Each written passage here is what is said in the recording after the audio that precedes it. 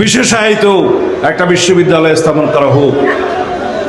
বাংলাদেশের যে সম্পদ রব্বুল আলামিন আমাদেরকে কক্সবাজার দিয়েছেন, সেজন্য উপযুক্ত ভূমি হচ্ছে পৃথিবীর সবচাইতে দীর্ঘ স্যান্ডি, ওয়াইডেস্ট এবং ভার্জিন বিচ।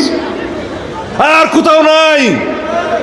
এই সমুদ্র সম্পদকে আমরা পর্যটনের পৃথিবীর রাজধানী হিসেবে গড়ে তুলতে চাই ইনশাআল্লাহ। আমাদের এই কক্সবাজারে দিয়েছে রব্বুল আলামিন গভীর সমুদ্র বন্দর করার মতো উপযুক্ত স্থান, যেটার পরিকল্পনা, জরিপ, সমস্ত কিছু আমরা 2001 সালের গভর্নমেন্টের সময় করেছি। আমরা সেই স্থান নির্ধারণ করেছি, ফিজিবিলিটি জরিপ, ইকোনমিক অ্যান্ড ফিনান্সিয়াল স্থান নির্ধারণ, সব কিছু তখন হয়েছে।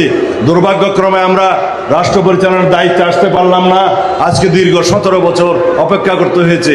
বাংলাদেশের এই গভীর সমুদ্র বন্দর যেখানে নির্মিত হচ্ছে, এই সমুদ্র বন্দর দক্ষিণ এশিয়ার অর্থনৈতিক হাব হিসেবে পরিণত হবে ইনশাআল্লাহ।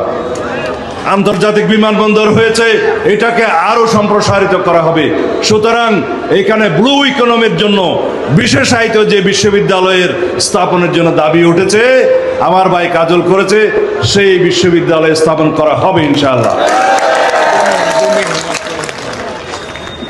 এখানে আমাদের পরিকল্পনার মধ্যে আছে সমুদ্র সম্পদ অনুসন্ধান, সমুদ্র সম্পদের গবেষণা, আহরণ এবং ব্যবহারের জন্য আমরা বিশেষ ব্যবস্থা নেব।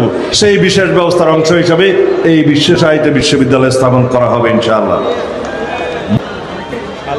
আমরা বাংলাদেশের সবচাইতে ধন সম্পদে পরিপূর্ণ, রিসোর্সে পরিপূর্ণ একটা জেলা। এই জেলায় সমুদ্র সম্পদ, পর্যটন, গভীর সমুদ্র বন্দর, মৎস্য সম্পদ, তারপরে আছে লবণ।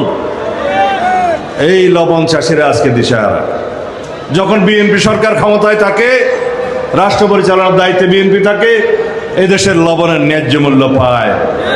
আমরা নিশ্চিত করেছিলাম, আমার মনে আছে, আবারও ইনশাআল্লাহ কথা দিচ্ছি, যদি সরকার পরিচালনার দায়িত্বে আপনাদের সমর্থনে যদি বিএনপি যায়, তাহলে লবণের ন্যায্য মূল্য স্থাপন করা হবে, লবণ ভিত্তিক এখানে ইন্ডাস্ট্রি স্থাপন করা হবে ইনশাআল্লাহ।